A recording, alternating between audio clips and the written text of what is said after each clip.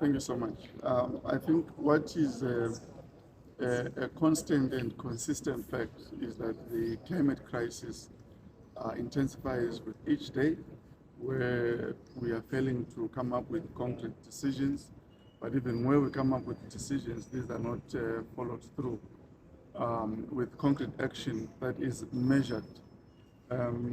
So from COP27, I think the major outcome really was on mostly the developing countries managing to get an agreement on loss and damage, which is essentially the compensation for developing countries for the losses that they are suffering as a result of climate change, essentially the extreme weather events. I think Zimbabwe has been bearing the brunt for quite a number of years, including the cyclones that we have been experiencing. What then happened over the last year had been a lot of back and forth, especially on how this loss and damage fund will be financed. And the sticky issue mainly has to do with some of the developing countries like Saudi Arabia, like China, who the developed countries feel should also be contributing towards this fund. But I'm able to say that from our African group of negotiators, a lot of progress has been made, and we have been very firm in emphasizing that the developed countries really need to make progress. We have had more than a decade of promises without any fulfillment on the ground, and it's high time we come up with the concrete action on the ground, and we are hoping that throughout this COP and at the end we'll be able to have come up with an implementation matrix with timelines, and that's what we are pushing for. We want to see timelines on when the fund will be in place and how it is accessed. And we are emphasizing again that this can only be in the form of grants. We don't expect it again to be another debt burden for developing countries. We want this to be in the form of grants. And we hope that there will be a positive outcome. Right, and also coming back to the issue of Zimbabwe, us being here, what is the significance of Zimbabwe attending COP28? I think, as I've highlighted, we have been experiencing a lot of extreme weather events, be it your cyclones, your floods, and as we are now expecting that we'll be experiencing serious drought due to the El Nino coming. As a country, we are a player both ways. We have a big role to play in conscientizing other nations on climate change-related issues, resilience building, adaptation, and of course mitigation there. We have good stories to share, especially with Africa, in terms of the advances that we have made in climate-proofing our agriculture, advances we are making in water harvesting, advances we are making also in renewable energies that are taking place, advances that we are making in providing alternatives, especially from our lithium mining projects that are in the place, value addition that is coming in there. So we believe that Zimbabwe has good lessons for the world to learn from. And we are happy that the President will be leading the delegation to share what his leadership has done and what other his peers can do to really mainstream adaptation, to really build resilience within communities. I mean, Zimbabwe being a landlocked country, who would have thought that it will be one of the only two countries self-sufficient in meat production in Africa, the entirety of Africa. It just shows that with good leadership, you are able to achieve these results. So we are happy to be here, and we hope that we will positively impact the discussions, the climate discussions right across.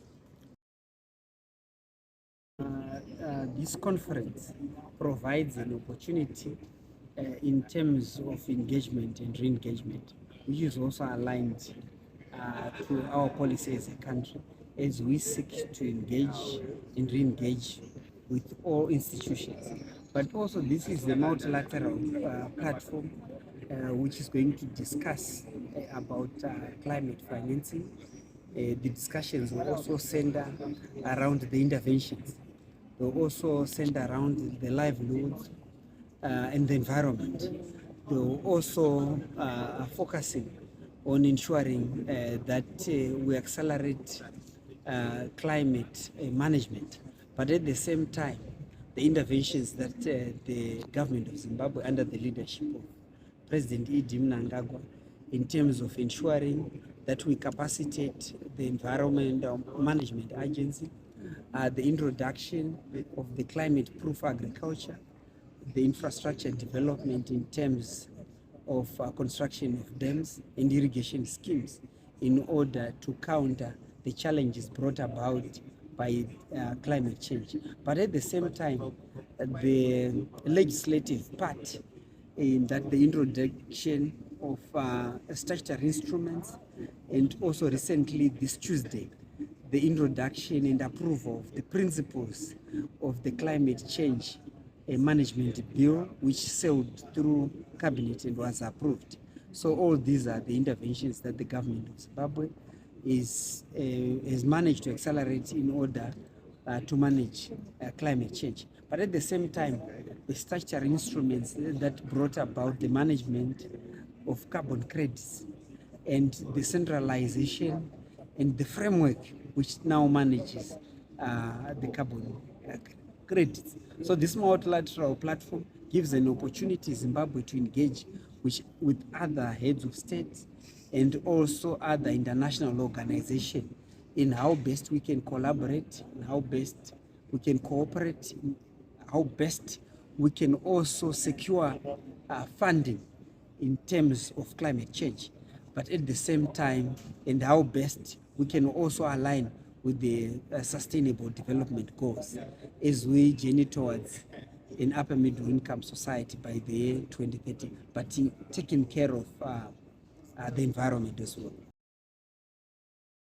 Context that agriculture is richly represented at COP28 is indicative of the importance of agriculture, both as a recipient of the negative impacts of climate change, but also as an adaptation aspect. For Zimbabwe specifically, we are focusing on adaptation, and we start adaptation at household level, where we have sustainable intensive conservation agriculture, which we've been implementing over the past 3 years, and has led to a 2-3% times increase in the yields. Consequently, we become food self-sufficient. We've also done lots of harvesting of water through dams and conveying to irrigation, hence our target to increase irrigated land to 350,000 by 2025-2026. We've also done what we call ecological tailoring, that crops that are grown in a particular zone must be determined by the requirements of the zone, and in particular we are emphasizing traditional grains, and that we do not do maize in regions 45. So Zimbabwe is a good example for the success of our adaptation strategies to climate change.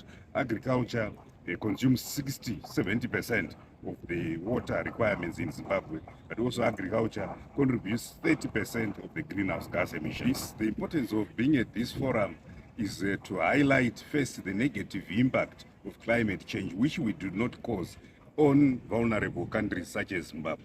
But to say within that context, Zimbabwe, using its own resources, has adapted to a level where we have assured our national food security, and we are beginning to look at exports and to look at like-minded collaborations where we can get the resources to accelerate the adaptation strategies that were put in place.